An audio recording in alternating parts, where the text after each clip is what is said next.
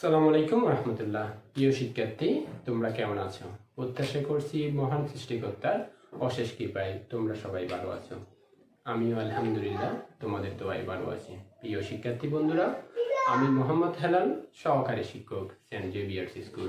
স্বাগতম জানাচ্ছি তোমাদেরকে সেন্ট জেভিয়ার্স কর্তৃক পরিচালিত অনলাইন ক্লাসে। প্রিয় শিক্ষার্থী বন্ধুরা, আমরা গত ক্লাসে মূলত 4.1-এর বেশ কিছু প্রবলেম তোমাদের সামনে সলিউশন দেওয়ার চেষ্টা করেছি। আজকে আমরা এর ঠিক পরবর্তী অংশ থেকে শুরু করব। ওকে, তাহলে তোমরা খাতা কলম নিয়ে নাও, বসে যাও প্রবলেমগুলো সলভ করার জন্য। আশা রাখবো তোমরা মনোযোগ সহকারে ক্লাসটি করবে, তাইলে তোমরা অবশ্যই উপকৃত হবে। পেজ নাম্বার 81, আমরা 81-এ চলে আসবো। গত ক্লাসে আমরা প্রবলেম নাম্বার 11 পর্যন্ত 11 নম্বর পর্যন্ত আমরা কমপ্লিট করেছিলাম। আজকে আমরা 12 নম্বর যে প্রবলেম, সেই প্রবলেমটাই তোমাদের সামনে উপস্থাপন করার চেষ্টা করব। তাহলে 12 নম্বরে চলে আসো, প্রবলেম নাম্বার 12। প্রবলেম 12টা কি বলা আছে? প্রবলেম 12টা হচ্ছে a to the power p plus q by a to the power 2i into a to the power q plus r by a to the power 2p into a to the power r plus p নিচে হচ্ছে a to the power 2q। এটাই মূলত বামপক্ষ দেওয়া আছে, আমি বামপক্ষটা লিখি নাই, এখন লিখে দিচ্ছি। এইটা 12 নম্বর প্রবলেম, বামপক্ষ হবে, তোমরা একটু লিখে নাও। এটা বামপক্ষ 12 নম্বর প্রবলেম। ওকে, তাহলে আসো আমরা এটা সলিউশনের দিকে যাই। এটার আমাদের ডান পক্ষ হচ্ছে মূলত 1, অর্থাৎ আমাদেরকে ডান পক্ষ 1 আনতে হবে, এটাই আমাদের মিলাতে হবে। আচ্ছা, প্রথমে আমি যেটা করব, এখানে বেস এ, এখানেও বেস এ, ভাগের বেলায় বেস একই থাকলে পাওয়ার মাইনাস হয়, ওই সূত্র আমরা অ্যাপ্লাই করব। a to the power p plus q minus 2r into একই সূত্র এখানে অ্যাপ্লাই করব, a to the power q plus r minus 2p into a to the power r plus p minus 2q। তাহলে কি করলাম, ভাগের বেলায় বেস একই থাকলে পাওয়ার মাইনাস হয়, জাস্ট এই সূত্রটা আমরা কি করলাম, অ্যাপ্লাই করলাম, আর কিছুই না। সূত্রটা কি রকম যদি বলি, এরকম a to the power m but a to the power n equal to a to the power m minus a to the power n, এই সূত্রটা আমরা অ্যাপ্লাই করলাম। পরবর্তীতে আসো ইকুয়াল, এইখানে দেখো সবগুলো গুণ অবস্থায় আছে, এই পদের সাথে এটা গুণ অবস্থায় আছে, এটা গুণ অবস্থায়, অর্থাৎ প্রত্যেকটা একটা আরেকটার সাথে গুণ অবস্থায় আছে। খেয়াল করো, তাহলে গুণের বেলায় আমরা কি বলি, বেস যদি একই থাকে, গুণের বেলায় যদি বেস একই থাকে পাওয়ার যোগ হয়, সেটাই আমরা এখন করব। তাহলে p plus q minus 2r plus q plus r minus 2p plus r plus p minus 2q। তাহলে এখানে কোন সূত্রটা অ্যাপ্লাই করলাম, a to the power m into a to the power n যদি হয় a to the power m plus n, এই সূত্র আমরা কি করলাম, অ্যাপ্লাই করলাম। জাস্ট বেস একই থাকলে গুণের বেলায় পাওয়ারগুলো কি হয়, যোগ হয়, সেই সূত্রটা আমরা অ্যাপ্লাই করলাম। পরবর্তী লাইনে আসো, খেয়াল করো, এখানে দেখো একটা p আছে, ঠিক আবার খেয়াল করো এখানেও p আছে, এটাও প্লাস p, এটাও প্লাস p, দুটো মিলে হচ্ছে প্লাস 2p। তাহলে প্লাস 2p, এরপর এখানে মাইনাস 2p আছে, আবার একইভাবে প্লাস 2q আসবে, মাইনাস 2q আসবে, প্লাস 2r আসবে, মাইনাস 2r আসবে। ওকে, একটা থেকে একটা চলে যাবে, এখানে কেন 2p 2p যাবে, 2q চলে যাবে, 2r চলে যাবে, তাহলে আর কিছুই থাকতেছে না। যদি কিছু না থাকে তাহলে পাওয়ার হচ্ছে কি নট, পাওয়ার যদি নট হয় সূত্র কি 1, আমরা জানি a to the power not is equal to 1, এটা আমরা আগে থেকে শিখে রাখছি, সুতরাং এই সূত্রে অ্যাপ্লাই করা হয়েছে। এটা ডান পক্ষের সমান, কোন পক্ষের সমান, ডান পক্ষের সমান, তাহলে বাম পক্ষ ইজ ইকুয়াল টু ডান পক্ষ প্রমাণিত, এটা তোমরা লিখে নিবা, বাম পক্ষ ইজ ইকুয়াল টু ডান পক্ষ প্রমাণিত। কেন আমারই কিছুই করা হয় নাই, ভাগের বেলায় বেস একই থাকলে পাওয়ার মাইনাস হয়, p plus q minus 2r, এখানেও একই অবস্থা, ভাগের বেলায় বেস একই, পাওয়ার এটা থেকে এটা মাইনাস হলো, জাস্ট এখানেও একই অবস্থা। পরবর্তী লাইনে গুণের বেলায় বেস একই থাকলে, পাওয়ার কি হয়, যোগ হয়, এটা লিখলাম, এই পাওয়ার তিনটা পাওয়ার পর আমরা কি করে দিয়েছি, যোগ করে দিয়েছি। পরবর্তীতে এই p আর এই p 2p এরপরে -2 লিখলাম, এই কিউ প্লাস 2q, এরপরে -2q লিখলাম, এরপরে এই আর প্লাস 2r, এরপরে -2r লিখলাম কোন জায়গায় -2r। তার মানে দেখা গেল যে এই 2p থেকে 2p চলে যায়, 2p থেকে 2p চলে যায়, 2r থেকে 2r চলে যায়, সবগুলো চলে গেলে শেষ পর্যন্ত পাওয়ার 0 হয়ে যায়। পাওয়ার 0 হলে সেক্ষেত্রে সূত্র কি, এটা যখন নট ইকুয়াল টু সূত্র কি 1, আমরা সেটা লিখলাম। সুতরাং এটা বাম পক্ষ সমান ডান পক্ষ দেখানো হলো, প্রমাণিত। তোমরা এটা লিখে দিবা। আশা করছি এই প্রবলেমটা তোমরা বুঝতে পেরেছো। আসলে এইখানে আজকের ক্লাসে যে কয়টা প্রবলেমে আমি আলোচনা করতেছি বা করব, সবগুলো প্রবলেমে কিন্তু এই ক্যাটাগরিরই। আমরা নেক্সট প্রবলেমটা করলে দেখতে পাবা জাস্ট এটার মতোই। পরবর্তী নাম্বারে চলে আসো, 13 নাম্বার প্রবলেম নাম্বার 13। এটার বাম পক্ষটা আমরা তুলবো এখন। বাম পক্ষ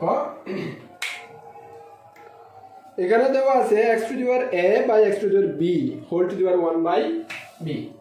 খেয়াল করে দেখো, এইভাবে দেওয়া আছে x to the power a x to the power b whole to the power 1 by ab, x to the power x to the power b whole to the power 1 by b into এইভাবে x to the power b x to the power c whole to the power 1 by bc whole to the power 1 by bc। ঠিক আছে, কিভাবে x to the power c x to the power a whole to the power 1 by ac বা ca, ac বা ca যে কোনো একটা দেওয়া আছে, হ্যাঁ ca দেওয়া আছে, আমরা ac লিখছি, ডাজন্ট ম্যাটার। এটাই হচ্ছে মূলত বাম পক্ষ, এটাই কি বাম পক্ষ। এখন আমরা এটা প্রবলেম সলভ করব, সলভ করে সেখানে ডান পক্ষটা হচ্ছে 1 1 আনার চেষ্টা করব। ওকে, চালিয়ে যাই। প্রথমে যে সূত্রটা করব সেই আগের প্রবলেমের মতোই, ভাগের বেলায় বেস x x বেস একই, পাওয়ার দুটো কি হবে মাইনাস হবে। তাহলে দাঁড়াচ্ছে কি রকম, x to the power a minus b whole to the power 1 by ab into এখানে যদি আসি, এখানে প্রবলেমে কি x to the power b minus c whole to the power bc, এরপরে x to the power c minus a whole to the power 1 by ac বা ca, doesn't matter, যে কোনো ভাবে লিখতে পারো। ওকে, এরপরে আসো, এটা পাওয়ারের উপর পাওয়ার আছে, পাওয়ারের উপর পাওয়ার থাকলে সেই সূত্রটা কি, এখানে যে সূত্রটা করলাম সেই সূত্রটা কি ছিল, এখানে সূত্রটা ছিল ভাগের বেলায় বেসে কি থাকলে পাওয়ার মাইনাস, ভাগের বেলায় বেসে কি থাকলে power minus, a to the power m a to the power n equal to a to the power m minus a to the power n, এই সূত্রটা করলাম।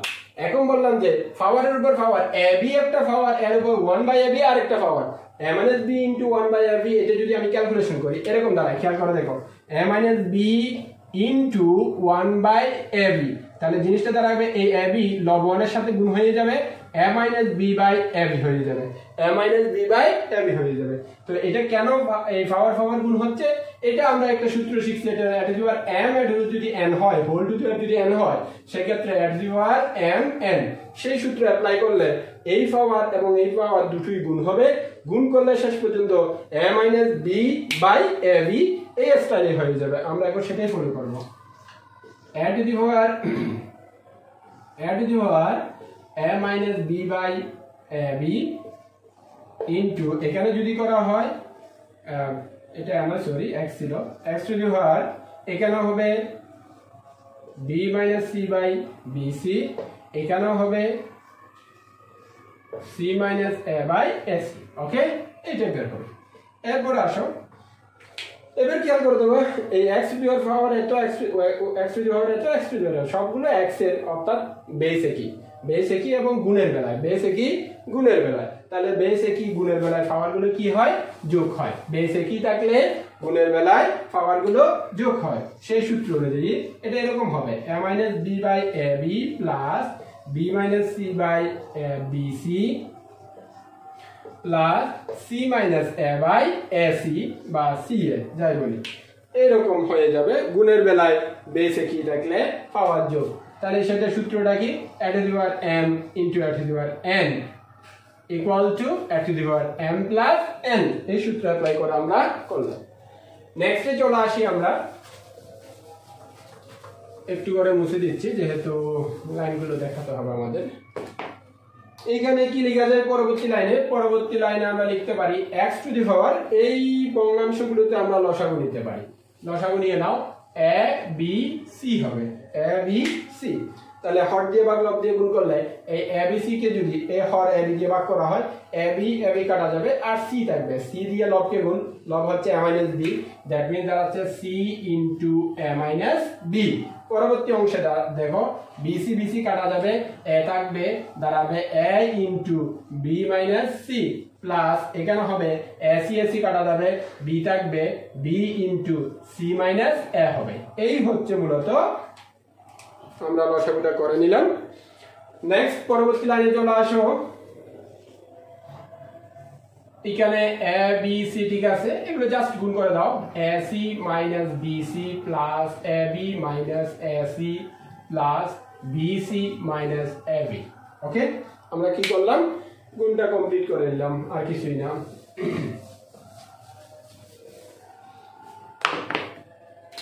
নেক্সট লাইনে যাও x টু দি পাওয়ার খুব ভালো করে খেয়াল করো দেখো এই এসি এটা হচ্ছে প্লাস আর এসিটা মাইনাস একটা থেকে একটা চলে যাচ্ছে এই বিসি মাইনাস আর এই বিসি প্লাস একটা থেকে একটা চলে যাচ্ছে এই এবি মাইনাস এই এবি প্লাস একটা থেকে একটা চলে যাচ্ছে উপরে সবগুলোই চলে যাচ্ছে কিছুই নাই that means 0 by a b c x 0 by something equal to 0 by something is equal to হচ্ছে 0 0 বাই সামথিং ইকুয়াল টু কি বললাম 0 আর x to the power not কোনো কিছুর উপর পাওয়ার যদি নট হয় 0 হয় সেই ক্ষেত্রে সূত্র কি 1 এটা তাহলে কার সমান হয়ে গেল সুতরাং এটা ডান পক্ষের সমান হয়ে গেল ঠিক আছে সুতরাং বাম পক্ষ ইজ ইকুয়াল টু ডান পক্ষ প্রমাণিত বাম পক্ষ ইজ ইকুয়াল টু ডান পক্ষ প্রমাণিত আশা করছি তোমরা এটা বুঝতে পেরেছো আমরা পরবর্তী প্রবলেমে চলে যাব এখন আমরা মূলত 13 নম্বর প্রবলেমটা সলভ করেছি আমরা এখন 14 নম্বরে যাব 14 15 মূলত একই ধরনের এখানে কোনো ভিন্নতা নাই বলতে গেলে দুটো অঙ্কে একই রকম আমরা একটা করে দিচ্ছি আরেকটা তোমরা নিজেরা করে নিও আমরা 14 নম্বরটা করে দিই 15 নম্বর নিজেরা করে নিও বাসায় একই রকম